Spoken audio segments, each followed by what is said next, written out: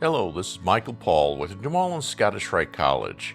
Recently I read something on archaeologists making an interesting discovery.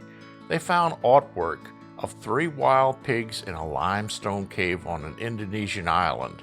They dated the art about 45,000 years ago. Can you imagine that? Can you imagine what was going on when someone painted those images? What was his life like? What did he see around him? What were his thoughts? The questions are endless. The most common subject of cave art is animals, mostly large animals. Hand tracings and images of humans hunting wild animals are common. In still other caves, abstract patterns called finger fluting have been found. Finger fluting is when ancient cave dwellers would use their fingers to create lines and patterns in the soft sediments that line the walls and ceilings of the limestone caves. Finger fluting can be simple lines or complex patterns, but how and why did the ancient people do all this? Cave paintings were created by mixing, among other things, crushed rocks of various colors, beeswax, animal fat and blood, charcoal, berries, and plant oils. These ingredients would be ground, heated over a fire, and mixed well.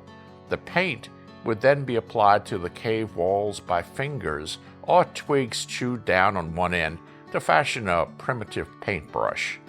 They discovered how to create different shades and colors for their paintings through experimentation.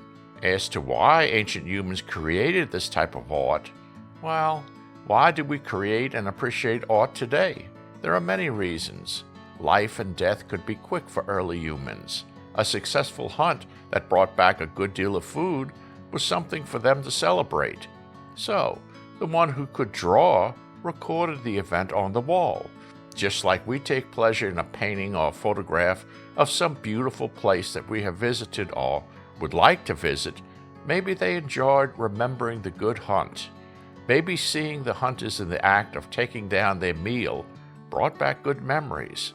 Looking at any images or designs on the wall was likely enjoyable for them, as it is for us today. It doesn't have to mean more than that. But in time, some art developed into forms of communication. It is possible that early line art evolved into written language. No one is certain. Certainly, some images were placed on walls or places to be seen as signals of warning or notice about something. But structured written language is generally, and arguably, said to have begun about 5,000 to 6,000 years ago around Mesopotamia, which is present-day Iraq. Language and communication, however, can be different things. Archaeologists have shown that early humans hunted large animals in groups using coordinated attacks and tactics. To hunt in this manner, they needed to be able to communicate with each other. It is possible that their communications were limited to grunts, yells, and hand gestures. But to hunt in the way that they hunted, it was necessary for them to know what the others would do and for others to know what they would do. Without a language, they still communicated. They would give some gesture or make some sound, and others knew what it meant. Another point is that while written language was invented over 5,000 years ago, how many people actually used it? Some studies show that as late as the early 1700s, the literacy rate in Europe was as low as 30%. That's 70% of the people being illiterate.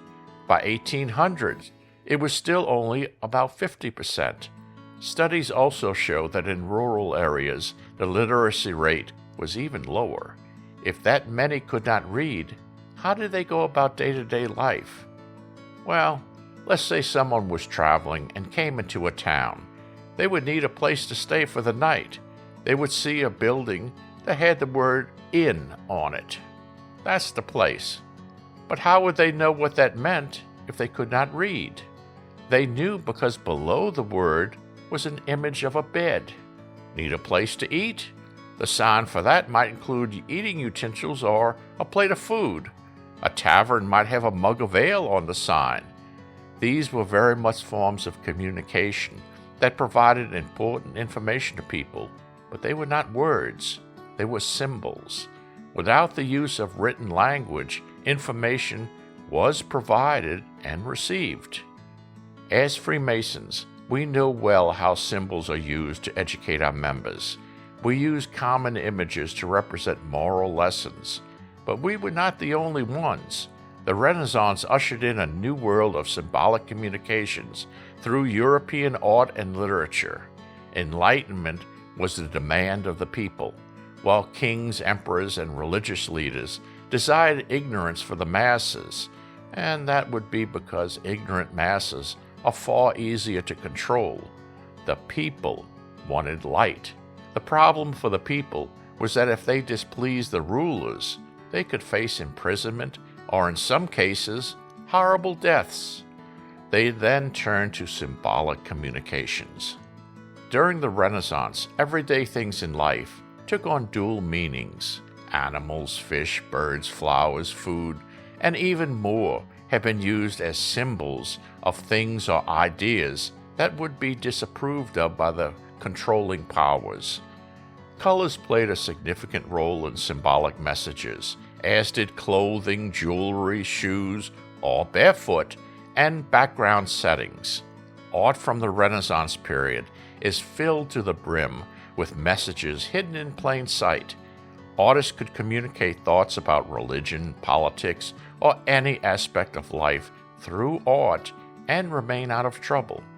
In the early days of speculative Freemasonry, much of what was discussed in lodges would be acted harshly upon, and this is a reason why so much of our teachings were accomplished using symbolism. If we look at what has become known as Masonic art, we can discover that many of our teachings are represented by items and images that should not mean anything beyond common, meaningless items that were for workers in stone. They have become much more because they have been used alongside private symbolic interpretations. So, the next time you look at a piece of art, Masonic or not, look a little closer. Why is blue used? Why are the hands held in those positions? Why is this door the only one open? It may mean more than you imagine. I hope this video inspires you to dig a little deeper into this subject. You may find hidden gold. Thank you for watching. If you enjoy the videos, please hit the like button and subscribe to us, and support our work through Patreon. Please pay a visit to the Cornerstone Book Publishers website for outstanding Masonic education. See you next time.